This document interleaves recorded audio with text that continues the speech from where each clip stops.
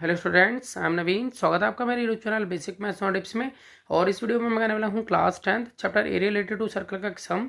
तो चलिए शुरू करते हैं। तो देखिए सम में दिया है in figure APB and CQD are semi circles of diameter 7 centimetre each. तो देखिए यहाँ पर मैंने फिगर बना लिया है। तो यहाँ पर कहा है कि APB और CQD ये दोनों जो हैं वो छोटे सेमी सर्कल हैं। तो इन सेमी सर्कल का जो डायमीटर है वो है 7 centimetre. While ARC and BSD are semi circles of diameter 14 centimetre. जबकि देखिए बड़े वाले जो सेमी सर्कल हैं यानी कि ARC और BSD इनके डायमीटर जो है वो 14 सेंटीमीटर दिए हुए हैं हर एक के। Find the parameter of shaded reason. तो हमें यहाँ पर ये शेडेड रीजन जो है इसका पैरामीटर निकालना है। तो यहाँ पर देखिए जो शेडेड रीजन है वो सेमी सर्कल्स को मिलकर बना हुआ है। तो हमें यहाँ क्या करना है कि इन सभी सेमी सर्कल्स का सर्कमफ्रेंस निकाल लेना है और उन सबको ऐड कर देना है। तो सबसे पहले मैं सर्कमफ्रेंस निकाल लेता हूँ APB का। तो मैं यहाँ लिख लेता हूँ, या तो मैं पैरामीटर बोल दूं या सर्कमफ्रेंस बोल दूं, यहाँ पर एक ही बात है। तो मैं यहाँ पर लिख लेता हूँ कि parameter of semi circle APB। तो APB में देखिए अब फुल सर्कल जो होता है उसका जो सर्कमफ्रेंस होता है वो 2πr होता है। ठीक है, अगर आधा हो तो इट मीन्स 2πr/2 आधा कर देंगे सर्कमफ्रेंस का। तो 2 से 2 कैंसिल हो जाएगा, तो आधे का क्या बचेगा, सिर्फ πr। तो इसलिए हम इसका फॉर्मूला लिखेंगे πr, जिसमें कि हम पाई की वैल्यू 22/7 पुट कर लेते हैं।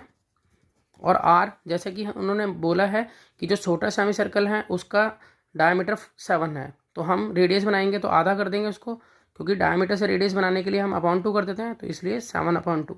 या 7 से 7 कैंसिल हो जाता है और यहाँ 2 से 22 काट लेते हैं 11 जहाँ पे। तो इस तरह से 11 जो है उसका पैरामीटर आ जाता है APB का। और सेम ही पैरामीटर जो है वो आएगा हमारा CQD का भी, क्योंकि CQD का भी डायमीटर जो है वो 7 है।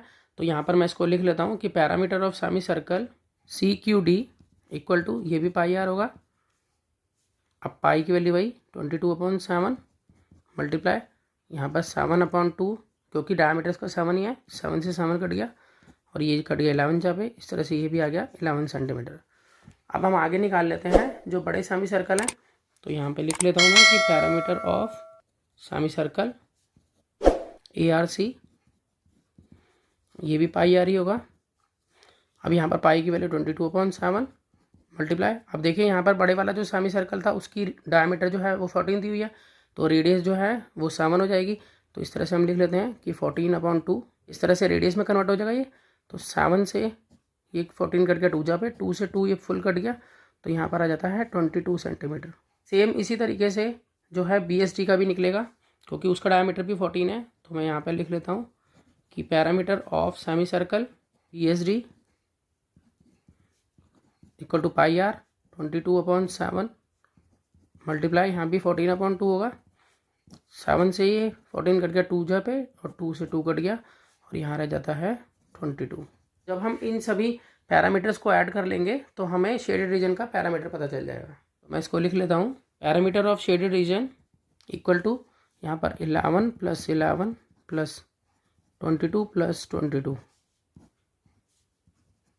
और इसको हम ऐड कर देते हैं, हमारा आ जाता है 66 सेंटीमीटर।